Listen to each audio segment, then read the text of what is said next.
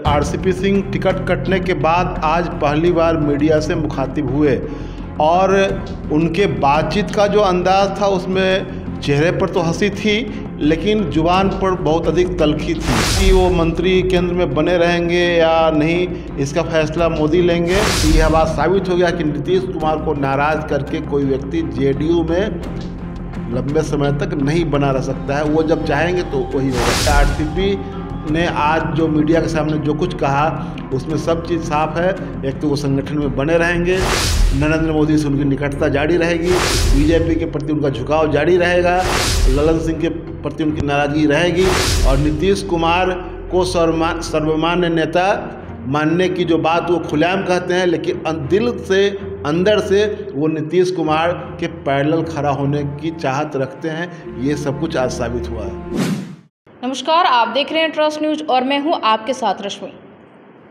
केंद्रीय मंत्री आरसीपी सिंह का अब कह सकते हैं जेडीयू से पत्ता कट चुका है, क्योंकि जहां वो उम्मीद लगाए बैठे थे कि राज्यसभा से उन्हें जो है वो टिकट दी जाएगी, राज्यसभा उम्मीदवार वो एक बार फिर से बनेंगे, लेकिन जिस तरीके से कल जेडीयू की ओर से फैसला लिया गया उसने सभी को चौंका दिया, क्योंकि खीरू महतो को अब राज्यसभा उम्मीदवार बनाया गया है और उनके नामों की घोषणा हुई, जिसके बाद से आरसीपी सिंह के बयानों का लोग इंतजार कर रहे थे। और आज आरसीपी सिंह मीडिया के सामने आए और सामने आने के बाद जो बयान उन्होंने दिए उससे साफ है कि कहीं ना कहीं वो अपनी नाराजगी जो है वो छुपा रहे हैं। क्योंकि एक तरफ तो वो कह रहे हैं कि सीएम नीतीश कुमार का मैं धन्यवाद करता हूं और उन्होंने जो भी फैसला लिया है वो उसे स्वीकार करते हैं, लेकिन दूसरी ही तरफ वो ये कहते हुए नजर आए कि अब उनका फैसला जो है वो पीएम मोदी करेंगे। जब उनसे ये पूछा गया कि क्या वो अब मंत्री रहेंगे या नहीं रहेंगे, तो इस पर उन्होंने सीधे तौर पे कहा कि अब पीएम मोदी इसका फैसला करेंगे, वो दिल्ली जाएंगे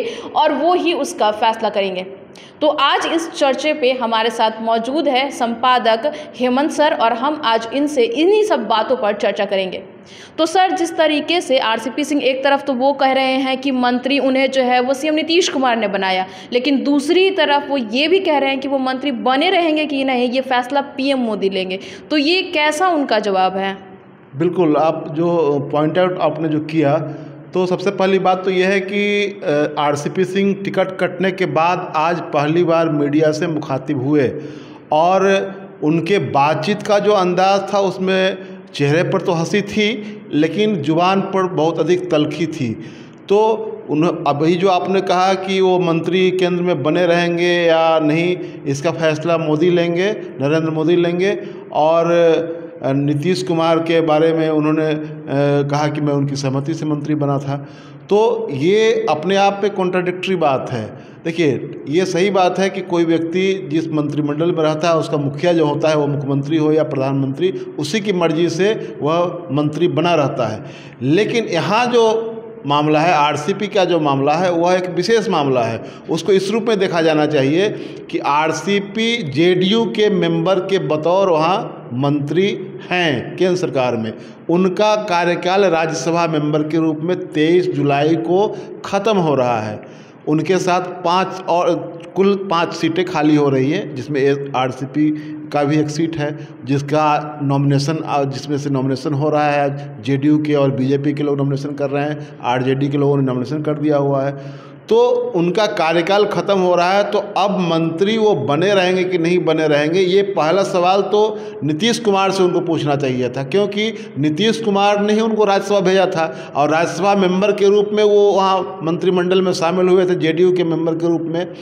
तो अब तो नीतीश कुमार ने दूसरे व्यक्ति को टिकट दे दिया है, खीरू महतो को, झारखंड से ला करके, जो झारखंड में जेडीयू के प्रदेश अध्यक्ष हैं, एक बार के विधायक भी रहे हैं, तो उनको टिकट मिल गया है। तो अब स्वाभाविक तौर पर ये सवाल नीतीश कुमार से बनता था उनका, आरसीपी सिंह का, कि अब मैं क्या करूं, इस्तीफा दे दूं, क्योंकि अब तो अगले महीने मेरा कार्यकाल ख़त्म हो रहा है और हम अब उस हाउस के मेंबर नहीं रहेंगे। तब बिना किसी हाउस के मेंबर रहते हुए नियमतः आप 6 महीने तक कोई व्यक्ति मंत्री पद पर बना रहता है, लेकिन इनके साथ तो अब स्थिति है कि अब इनका रिन्यूअल नहीं होने वाला है। अब ऐसी क्या संभावना सामने आएगी भविष्य बताएगा, लेकिन फिलहाल तो रिन्यूअल इनका हुआ नहीं, ये तीसरी बार राज्यसभा नहीं जा पाए। तो अब तो ये मूल सवाल था नीतीश कुमार से कि नीतीश कुमार से पूछते कि चाहे ये कह सकते थे कि मैं अपने नेता से पूछूंगा क्योंकि उनकी सहमति से मैं मंत्री बना था। ये तो बार बार कह रहे हैं, आज भी इन्होंने कहा कि मैं उनकी सहमति से मंत्री बना था, मुख्यमंत्री की माननीय मुख्यमंत्री की सहमति से मंत्री बना था केंद्र में। और दूसरे ही आगे वो जोड़ते हैं कि प्रधानमंत्री का विशेषाधिकार है, कोई किसको मंत्री बनाए रखते हैं या नहीं रखते हैं या बनाना चाहते हैं तो हम प्रधानमंत्री से जाकर के मिलेंगे। नीतीश कुमार से मिलने के सवाल पर भी वो उन्होंने जो जवाब दिया वो भी गौर करने वाली बात है कि बुलाएंगे तब जाएंगे। तो टिकट कटने के बाद तो नीतीश कुमार से मिलने भी नहीं गए। मंत्री बने रहेंगे कि नहीं रहेंगे ये भी पूछने के लिए वो जाने वाले हैं या नहीं बताया उन्होंने कहा कि जब बुलाएंगे तब वो जाएंगे। और उन्होंने आज जो और बहुत सारी बातें कही, एक तो और गौर करने वाली बात है कि मुख्यमंत्री नीतीश कुमार के बारे में जो हमेशा ये चर्चा में रहते हैं, जब कभी इस तरह की चर्चा होती है पीएम फेस के रूप में, कि नीतीश कुमार प्रधानमंत्री पद का चेहरा हैं और विपक्ष के चेहरा है। इस तरह की चर्चाएं पहले भी होती रही, बाद में बहुत लोग उनको पीएम मटेरियल उनमें देखते हैं। सुशील कुमार मोदी जो उप मुख्यमंत्री इनके साथ रहे हैं वो भी कह चुके हैं कई बार कि पीएम मटेरियल हैं ये, इनमें पीएम बनने की क्षमता है। लेकिन आज आरसीपी ने जो जवाब दिया, उन्होंने नीतीश कुमार की क्षमता पर ही सवाल खड़ा कर दिया। उन्होंने कहा कि हमारी पार्टी के तो 16 विधायक हैं, 16 सांसद हैं मात्र, और प्रधानमंत्री बनने के लिए 273 सांसद चाहिए, तो सिर्फ नाम लिखाने के लिए किसी की चर्चा करने का क्या मतलब है। नीतीश कुमार के बारे में उन्होंने कहा कि नाम लिखाने के लिए किसी की चर्चा करने की क्या ज़रूरत है। तो इस तरह का जवाब जो है, एक तरह से उन्होंने परोक्ष रूप से नीतीश कुमार की क्षमता और दक्षता जो है उनकी, उसको भी एक तरह से चैलेंज किया। दूसरी बात, उन्होंने लगातार आज कहा कि हम संगठन के आदमी हैं और हमने संगठन को बूथ स्तर तक पहुंचाया अपनी पार्टी को और मजबूत किया है, तो हम संगठन के लिए काम करते रहेंगे। उन्होंने एक बात और कही कि हम जब थे तो उन्होंने 33 प्रकोष्ठ बनाया था पार्टी में और आज उसकी संख्या 12 हो गई है। और उन्होंने एक तरह से तंज कसते हुए कहा कि अरे यार, इसको तो 66 करना था, आपने इसको 12 पर ला दिया है। तो एक तरह से ललन सिंह के बारे में भी उन्होंने तंज किया। हालांकि उन्होंने दूसरे शब्दों में उनकी बड़ाई की। उन्होंने कहा कि वो ललन सिंह से हमारा कोई विवाद नहीं है, वो लोकसभा में हमारे दल के नेता हैं। तो ये तमाम बातें उन्होंने कही। तो कुल मिलाकर ये है कि जो उनके तेवर हैं उससे ये लग रहा है कि वो संगठन में अभी बने रहना चाहेंगे और बीजेपी से भी रिश्ता वो बनाए रखना चाहते हैं, क्योंकि जो चर्चा चल रही है कि बीजेपी से रिश्ता टूटेगा और जो अभी जो सिचुएशन बना है उसमें से बीजेपी से दूरी और बढ़ी है। जो राज्यसभा की उम्मीदवारी जो सामने आई है उसमें दूरी और बढ़ी है इससे। तो लेकिन आरसीपी से जब पूछा गया कि क्या आरजेडी के साथ अगर नीतीश कुमार जाते हैं तो आपका क्या स्टैंड होगा, आप क्या सोचते हैं, तो उन्होंने कहा कि हमारा प्री पोल अलायंस बीजेपी के साथ है और उसी के आधार पर हम बीजेपी के साथ सरकार में हैं।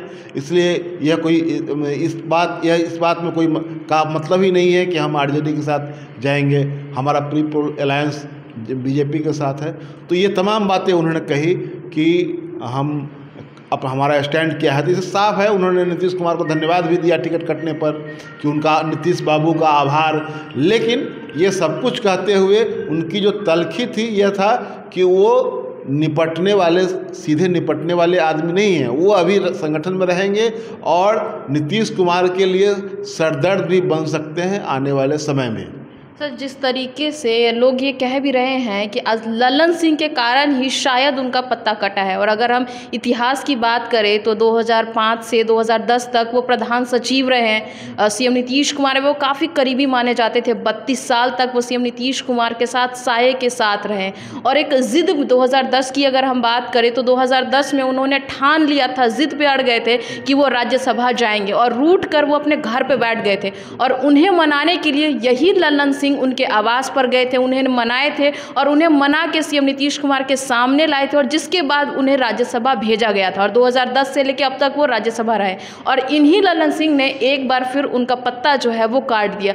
तो क्या लगता है कि ललन सिंह ने जहां उनका भविष्य बनाया और एक बार फिर उनके ऊपर जो है उनका पत्ता भी कट गया, तो कहीं ना कहीं उनका जो लालच है वो उनको ले डूबा? देखिए, ये ललन सिंह इसमें बहुत बड़ा फैक्टर नहीं है। सबसे महत्वपूर्ण बात है नीतीश कुमार का नाराज़ होना। नीतीश कुमार कई वजहों से उनसे नाराज़ थे। एक वजह तो ये है कि देखिए, जो भी सेंट्रिस्ट पार्टियां हैं, जिसको मध्यमार्गी पार्टियां कहते हैं, उन पार्टियों में व्यक्ति केंद्रित ज़्यादा निर्णय होता है और व्यक्ति प्रधान होता है। तो नीतीश कुमार अपनी पार्टी में, भले वो राष्ट्रीय अध्यक्ष नहीं है, लेकिन नीतीश कुमार अपनी पार्टी में ऑल इज वन है, आप कह सकते हैं कि वो सब कुछ है इस पार्टी में। और बॉस इज ऑलवेज राइट वाली जो बात होती है कि बॉस हमेशा ही सही होता है, तो नीतीश कुमार तो बॉस हैं अपनी पार्टी के। तो आप देखेंगे जब आरसीपी का 2010 में वो राज्यसभा गए, उसके बाद 16 में रिपीट हुए, इस बार तीसरी बार उनको जाना था लेकिन नहीं गए। तो आप जब नीतीश की मर्जी से बने थे या बिना मर्जी के, ये बात अब तय है, ये सबको पता है कि नीतीश कुमार की सहमति नहीं थी, क्योंकि नीतीश कुमार ने सांकेतिक भागीदारी से मना किया था कि केंद्र सरकार में हम सांकेतिक भागीदारी नहीं लेंगे, हम समानुपातिक भागीदारी चाहेंगे। यानी कि हमको समानुपातिक भागीदारी का मतलब है कि हमको अपने संख्या बल के हिसाब से कम 2-3 सीट चाहिए मंत्री पद। तो वो नहीं हुआ, जिसके बाद पहले 2019 में जब सरकार बनी थी नरेंद्र मोदी की, तो उस दौरान उन्होंने मना किया था और इनके दल से कोई मंत्री नहीं बना। जब एक्सपेंशन हुआ, जब विस्तार हुआ मंत्रिमंडल का, तब आरसीपी सिंह मंत्री बने। उस समय भी ये कहा गया कि नीतीश कुमार तैयार नहीं थे, क्योंकि नीतीश कुमार का वो स्टैंड उस दिन भी कायम था कि हम सांकेतिक भागीदारी नहीं लेंगे, एक पद हमको नहीं चाहिए। फिर भी आरसीपी सिंह मंत्री बने। तो ये बार बार जो ये कह रहे थे कि हम उनकी सहमति से बने, ये पक्की खबर है, ये सबको पता है कि नीतीश कुमार की मर्जी सहमति उसमें नहीं थी, उनकी मर्जी के बगैर बने। तो एक नाराज़गी का सबसे बड़ा कारण यह था। दूसरे कि जब उनको राष्ट्रीय अध्यक्ष पद से हटाया गया और ललन सिंह को बनाया गया, तो उस फैसले की भी उन्होंने मुखालफत की थी और उसका मुजाहरा कहीं कहीं न देखने को मिला। जब वो पटना आए, उस दौरान जो उनके स्वागत में जो कुछ हुआ, जिस तरह के नारे लगे, जिस तरह के पोस्टर बैनर लगाए गए थे, जिस तरह से गुटबंदी हुई, वो तमाम चीज़ें सामने में आई। उन्होंने संगठन को पैरेलल ढंग से चलाने की कोशिश की, कई कार्यक्रम उन्होंने अपने स्तर से बनाए और उसको अनाउंस किया। जैसे सदस्यता अभियान 1 साल के लिए चलाने की उन्होंने बात कह दी थी कि नीतीश कुमार के जन्मदिन पर शुरू करेंगे और 1 साल तक चलाएंगे, जिसको रोका गया, जिनको मना किया गया कि नहीं, आप संगठन के फैसले संगठन के जो अध्यक्ष हैं वही लेंगे, आप इन सब चीज़ों में नहीं पड़े। तो नीतीश कुमार से नाराज़गी की एक बहुत बड़ी वजह थी। दूसरी कि वो बीजेपी के साथ जो डायलॉग होता है, जो एक तरह से जो संबंध है, जो सेतु का काम कर रहे थे आरसीपी, तो उसमें बीजेपी की तरफ ज़्यादा झुके हुए दिख रहे थे। तो इनकी आस्था नीतीश कुमार के प्रति कम और बीजेपी के प्रति ज़्यादा दिख रही थी। आप एक बात और गौर करने वाली है कि जब ये जाति जनगणना के सवाल पर ये सर्वदलीय मीटिंग हुई थी और सर्वदलीय प्रतिनिधिमंडल जब मिलने गया था प्रधानमंत्री से, तो दिल्ली में रहते हुए भी आरसीपी सिंह उसमें शामिल नहीं हुए थे, वहाँ नहीं गए थे। तो ये बार बार नीतीश कुमार के नेतृत्व को लग रहा था कि चुनौती मिल रही है घुमा फिरा करके, कहीं ना कहीं से परोक्ष या अपरोक्ष ढंग से, जिससे नीतीश कुमार की नाराज़गी थी। और यह बात साबित हो गया कि नीतीश कुमार को नाराज़ करके कोई व्यक्ति जेडीयू में लंबे समय तक नहीं बना रह सकता है। वो जब चाहेंगे तो वही होगा, और नीतीश कुमार ने इसको साबित किया है। और नीतीश कुमार से नाराज़गी के मैंने जो आपको कारण गिनाया वो कारण है, उसमें और बहुत सारे कारण हैं। पार्टी फंड को लेकर के भी विवाद हुआ है, क्योंकि पार्टी फंड का हिसाब इन्होंने नहीं दिया है, ये बात भी सबके सामने है। तो इन सब चीज़ों को लेकर के नीतीश कुमार की नाराज़गी इनसे थी और नीतीश कुमार ने इनको टिकट नहीं दिया। ये रिप्लेस भी किए गए हैं, तो इनकी बिरादरी के ही हैं। जो खीरू महतो लाए गए हैं झारखंड से, वो भी कुर्मी जाति के ही हैं। लेकिन अब उस फैसले को लेकर के भी एक अलग कहानी है कि उसका क्या असर होने जा रहा है, और नीतीश कुमार ने कितना अच्छा फैसला लिया, खराब लिया, वो हम लोग उसको एक दूसरे ये सेगमेंट में उस पर हम लोग बातचीत करेंगे। लेकिन अभी जो आरसीपी के बारे में आप जो बात कर रही हैं, तो इससे साफ है कि आरसीपी ने आज जो मीडिया के सामने जो कुछ कहा, उसमें सब चीज़ साफ है। एक तो वो संगठन में बने रहेंगे, नरेंद्र मोदी से उनकी निकटता जारी रहेगी, बीजेपी के प्रति उनका झुकाव जारी रहेगा, ललन सिंह के प्रति उनकी नाराज़गी रहेगी, और नीतीश कुमार को सर्वमान्य नेता मानने की जो बात वो खुलेआम कहते हैं, लेकिन दिल से अंदर से वो नीतीश कुमार के पैरेलल खड़ा होने की चाहत रखते हैं। ये सब कुछ आज साबित हुआ है। हाँ, जिस तरीके से अगर हम सर पहले की बात करें तो कभी बिहार में ये कहा जाता था कि बिहार आरसीपी टैक्स से चल रहा है, ये चर्चा होती थी। जितनी भी जिम्मेदारी होती थी सीएम नीतीश कुमार ने उन्हें ही दे रखी थी। लोग ये भी कहते थे कि सीएम नीतीश कुमार भले कुर्सी पर है लेकिन पावर आरसीपी के हाथों में है, उनके ही नेतृत्व में सभी चीज़ें होती थी। 2020 की ही अगर हम बात करें हाल में, तो विधानसभा चुनाव के बाद जब सीएम नीतीश कुमार ने अपना पद छोड़ा तो उसके बाद जो अपना उत्तराधिकारी है वो आरसीपी सिंह को बनाया था।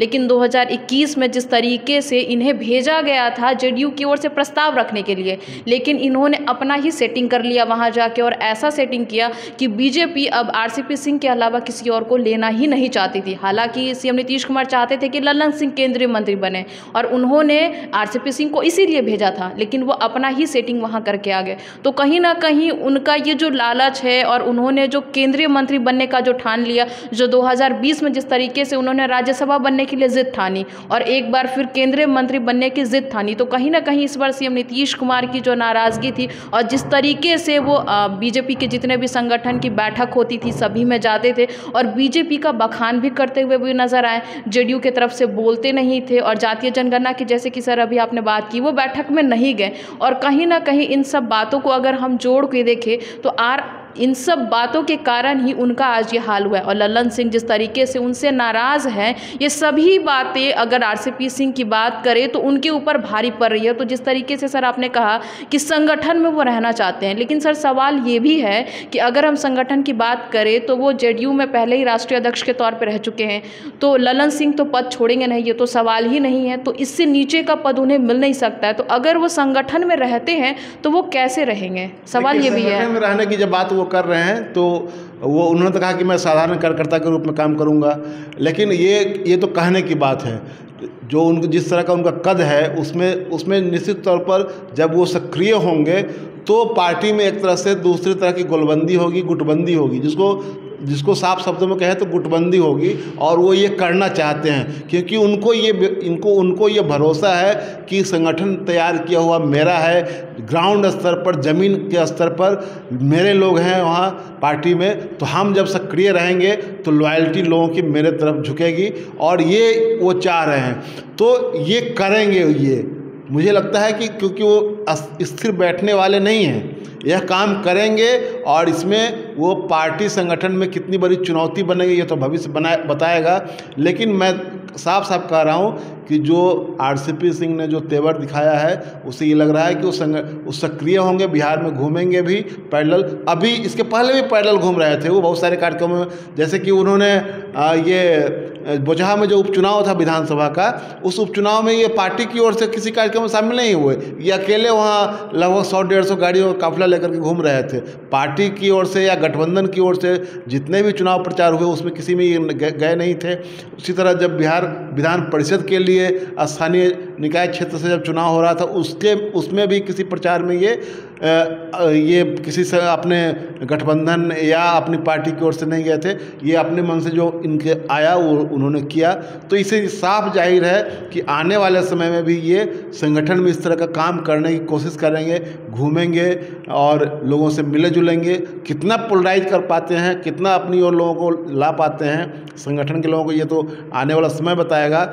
लेकिन ये है कि पिछले दिनों मैं याद दिला दूँ आपको कि पार्टी ने एक सर्कुलर जारी करके लोगों को निर्देशित किया था कि बिना मुख्यालय के निर्देश के किसी नेता के दौरे कार्यक्रम में शामिल नहीं होना है पदाधिकारियों को। इशारा इन्हीं की ओर था। और इनके कई लोगों को, जैसे प्रोफेसर सुहेली मेहता समेत और सारे लोगों को संगठन के महत्वपूर्ण पदों से हटा भी दिया गया था, जो लोग इनके लॉयल लोग थे उनको। तो ये संगठन में जो कह रहे हैं कि मैं बना रहूँगा, संगठन का आदमी हूँ, संगठन का विस्तार किया था, मजबूत किया था, उसके लिए काम करूँगा, तो ये तो सब नेता कहता है। लेकिन इनकी जो मंशा है कि अभी ये संगठन में क्या रहेंगे, ये घूमेंगे, बिहार में दौरा करेंगे, अपने लोगों से मिलेंगे। अब उसमें कितना पोलराइज कर पाते हैं ये देखना है। और निश्चित रूप से बीजेपी भी चाहेगी कि नीतीश कुमार को के साथ रह करके उनकी जड़ें कमज़ोर करने का काम ये करें। तो कहीं ना कहीं अब सर मान सकते हैं कि जेडीयू के अंदर अब एक और टूट देखने को मिल सकती है, दो भागों में शायद जेडीयू बढ़ जाए, क्योंकि आरसीपी सिंह एक अलग ही तेवर में नजर आ रहे हैं। टूट तो दिखने का अभी सवाल नहीं है, लेकिन जो मैं बार बार ये कह रहा हूँ कि ये सक्रिय रहेंगे, घूमेंगे, लोगों से मिले जुलेंगे। हाँ, इसमें यह है कि तब अगला पार्टी क्या निर्णय लेती है, फिर पार्टी कोई ऐसा निर्देश वगैरह जारी करेगी कि किसके संग कौन जाएंगे, किसी कार्यक्रम में रहना है नहीं रहना है, ये सब तो अभी ये चलेगा। अभी मुझे नहीं लगता है कि इनके तोड़ने से जेडीयू में कोई टूट हो जाएगी या कोई विधायक इनके साथ चला जाएगा।